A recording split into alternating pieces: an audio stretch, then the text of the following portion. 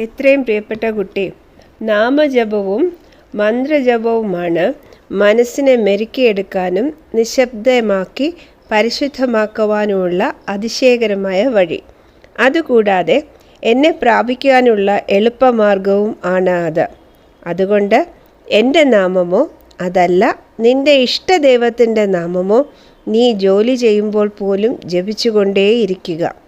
ഇങ്ങനെ നീ ചെയ്യുന്ന ജോലി വളരെ നല്ലതായി വരും. എന്തെന്നാൽ ഇത് നീ ഭഗവാന് അർപ്പിക്കുന്ന ഒരു പ്രസാദമോ യജ്ഞമോ ആയതിനാൽ നീ അതിൻ്റെ ഫലത്തിൽ വളരെയധികം ഉത്കണ്ഠ ഉള്ളവനായിരിക്കും.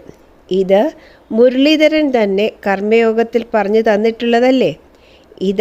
ഇതാണ് ലളിതവും എളുപ്പവുമായുള്ള മാർഗം, സന്തോഷമായും സംതൃപ്തമായും ഇരിക്കാനായിട്ട്.